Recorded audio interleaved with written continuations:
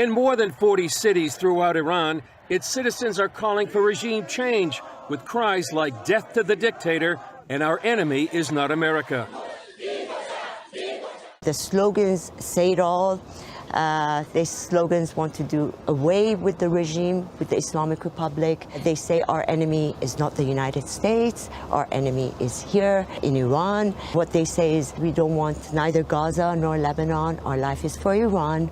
So it is about themselves and their hopes and aspirations. These protests in 2022 follow demonstrations all the way back to the Green Revolution in 2009, calling for regime change. The question is, could these protests succeed when others have not? Is it realistic that the regime could be overthrown? Absolutely, no doubt about that. Because you cannot force the people to live in past 43 years and they cannot have any freedom of speech, freedom of work. It doesn't exist. Pastor Nazanin Bahestani told CBN's George Thomas how some Iranians are turning away from Islam in the midst of this crisis. They are so fed up of Islam, and they see everything from Islam's point of view, because the government, the leaders saying that because of Islam, you have to endure. And they say, we don't want to endure this religion. So many are calling us and wanting a new God, wanting to look up to Jesus. Christians are persecuted in Iran, but Pastor Nazanin says that where there is more persecution, the people are more courageous, and they continue to spread the message of Jesus Christ. Gordon? Well, Chris, what can you tell us about the church in Iran? How is it holding up under this persecution? Well, Gordon, I can tell you, first of all, the church is growing. In fact, it's the fastest growing church in the world per capita. And what it's marked by, Gordon, is Muslim coming to faith through dreams and visions. And one told me these dreams and visions, the number of them are sort of off the charts. So they have an underground church, but they also have a cyber church that's connected to the internet. And what I'm hearing, and just to echo what the pastor said, the Iranians, they're spiritually hungry. They're searching for the truth. There's a deep dissatisfaction with Islam. In fact, some are saying Iran is now a post-Islamic country with only a small percentage of Iranians that actually go to the mosque.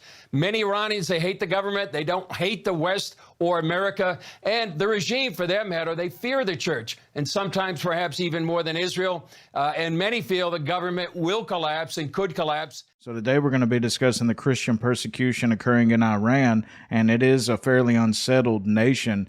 Most recent article headlined this: Iranian schoolgirls tear off hijabs. And the world has certainly been aware for quite some time now about the threat that Iran poses to that of Israel. Here's a fairly recent article about a month ago. Israeli Prime Minister threatens Iran amid tension over nuclear deal. Israel accuses Iran of seeking to build nuclear bomb, claim denied by Tehran. Now, unlike Nigeria and other nations of the world where this Christian persecution is occurring, Iran, you're more than likely going to be imprisoned for a long time over there rather than killed outright. But Islam rules Iran. It's basically a theocratic-run government, and the persecution level has been ranked by Open Doors Ministry as extreme. The population of Iran is about 84 million, with a Christian population estimated, because it's hard to guess really, of close to 1 million. What does persecution look like in Iran for Christians? Converts from Islam to Christianity are most at risk of persecution, especially by the government and to a lesser extent by society and their own families. The government sees the growth of the church in Iran as an attempt by Western countries to undermine Islam and the Islamic regime in Iran. House groups made up of converts from Muslim backgrounds are often raided, and both their leaders and members have been arrested, prosecuted, and given long prison sentences for crimes against national security. Sadly, things may get worse following changes to the country's penal code, which further strangles religious freedom. Under the amendments, teaching the Bible or telling others about the Christian faith, which contradicts the teaching of Islam, could result in prosecution, as could the claim that Christians can communicate with Jesus, whom Islamic teaching regards as a prophet. Christians could also be accused of insults with the intent to cause violence or tensions. This vague wording is open to interpretation, making Christians more vulnerable to unjust accusations. Further challenges may ensue following the swearing in of the country's new president in August 2021, succeeding Hassan Rouhani.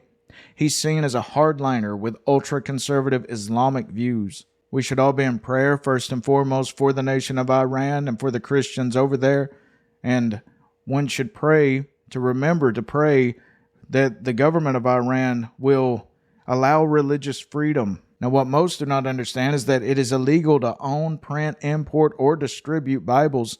Since they are so difficult to obtain, Bibles are treasured by Iranian believers. Few have their own copy of God's Word. Now, that's a very unusual situation for us in other places like America to comprehend, because Bibles are everywhere over here. I would highly recommend giving to the Voice of the Martyrs ministry, because they are actively involved in smuggling God's Word to believers inside of Iran.